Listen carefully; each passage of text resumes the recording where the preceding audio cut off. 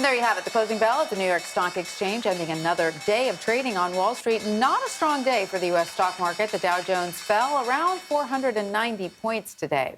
And the NASDAQ and S&P also ended the day in negative territory. The NASDAQ dropped around 3% and the S&P around 2%. Joining us now is Akiko Fujita. She is an anchor and reporter for Yahoo Finance. Hello, thank you so much for being with us. It's interesting because the Conference Board revealed today that U.S. consumer confidence fell to a 16-month low in June. How big of an impact do you think that this had on the markets? Well, it certainly had a significant impact when you consider the big bounce that we saw last week on the back of the lows, obviously still in bear market territory. But interesting to break down this report that we got today. You talked about the 16-month low, but if you think about the expectations index, which is part of the survey, which points to how consumers view the 12-month outlook, that hit a low we haven't seen since March of 2013. There's a number of things obviously contributing to this. We've been talking about inflation a lot, a 40-year high, gas prices still near record highs, and then food prices as well. And all of that, kind of points to the fact that consumers aren't feeling so good about the economy right now. Right, and as you point out, a lot of the grim outlook can be attributed to inflation concerns.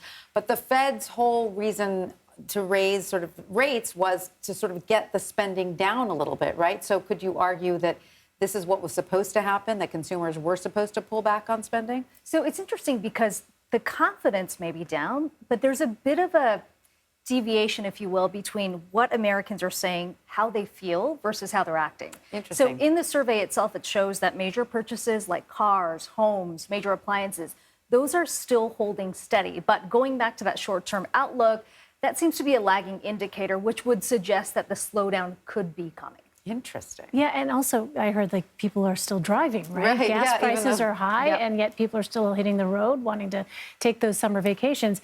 On another point, today the U.S. unveiled some new sanctions. They target Russia's defense sector and human rights abusers.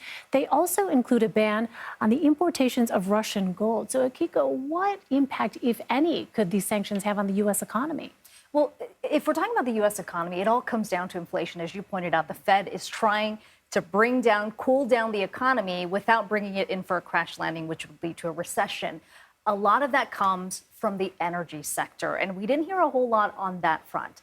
Obviously, since the Russia-Ukraine war started, we have seen energy surge in a significant way. We've seen the administration, as well as the leaders over at G7, try to find a way to curb that. But that wasn't necessarily addressed in the sanctions. So you could argue that the key part of that inflation still hasn't been addressed. And at the end of the day, Russia's still making profits off of oil because of those high prices we're seeing. So do you think, as inflation shows no signs of abating at this point, do you think that consumers will finally, that the spending that's happening will start to catch up with their sentiment, which is that they don't feel confident about it? Yeah, we're already seeing some signs of that. For example, we see that vacation spending has slowly started to come down.